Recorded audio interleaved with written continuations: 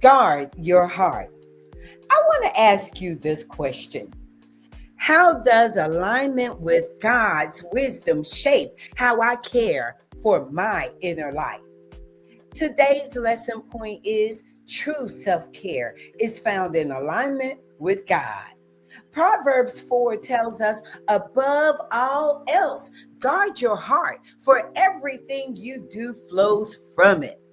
We live in a noisy, fast-paced world. We all know that. And if we're not careful, our hearts start to absorb everything: stress, comparison, fear, and confusion. Proverbs remind us that our inner life is the source of everything else. When our hearts are off, our choices, our focus, and our relationships are off also. Think about your life as a car. When a car is out of alignment, what happens? It drifts, the tires wear unevenly, and the ride gets bumpy. Even if everything else looks fine. Yeah, we know you got a fine ride, but how's it running? The same is true for us. When we're spiritually and emotionally out of alignment, we drift from purpose, peace, and clarity. And remember, the windshield is bigger than the rear view mirror for a reason. Our focus has to stay forward.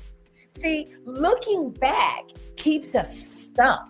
When wisdom teaches us to release the past, focus our eyes, and trust the path. The same is true for us. When we are spiritually and emotionally out of alignment, we drift from purpose and peace and clarity. And remember, the windshield is bigger than the rear view mirror for a reason. We can glance at the past. We can remember it. We need to remember our past so we won't repeat our mistakes. That's a lesson for Congress. But our focus has to stay forward. Looking back too long, it keeps us stuck. Wisdom teaches us to release the past, focus our eyes and our trust on God's path for us. Now, I have 3 ways to live out this lesson. Proverbs 4, 20 through 27, and Proverbs 3, 5 through 8. 1.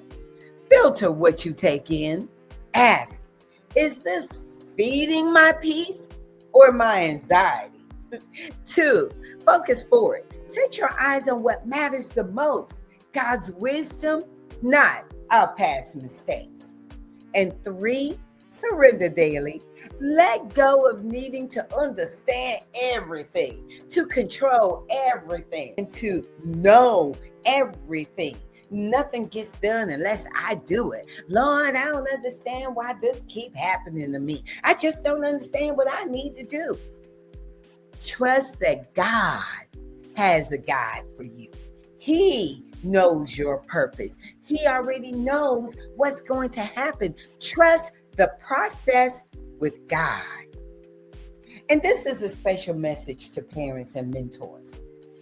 Like Solomon teaching his son, we have a responsibility to help our children walk in wisdom. Y'all, that means setting boundaries for your children.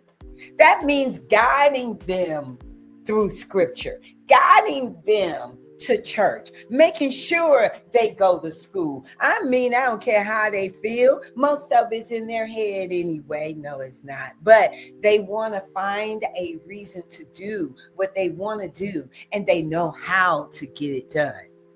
You are the boss of your children as given to you by God. That means setting boundaries, guiding them with truth, making sure that they learn scripture and that they go to church. You can't let them tell you that they don't like church and they don't want to hear the scripture. They don't understand the scripture. It is your God-given responsibility to teach them. They don't know. They don't have the history. They don't have wisdom. You have got to lay down that foundation for your children. That is your responsibility. And when you don't, the things they do wrong, the people they become, the errors they make are on your shoulders. You are their first and best teacher. See, you also must model trust in God. If we don't help them guide their hearts, the world will shape it for them instead. Discipline isn't about control, parents. It's about teaching. It's about direction. It's about modeling. How are you living your life? How are you handling problems? How are you dealing with issues that you can't control? Are you showing them that you are trusting God?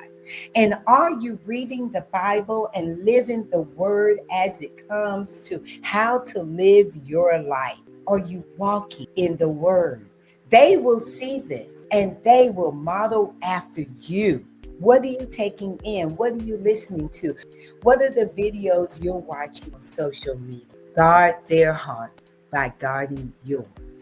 Thanks for listening. You can find the full lesson on The Seekers with Dr. Violet T. Adams wherever you find your podcast, or join us live every Sunday at 9:30 a.m. on YouTube, LinkedIn, and Facebook. This is Dr. Violet T. Adams asking you to continue to seek God daily.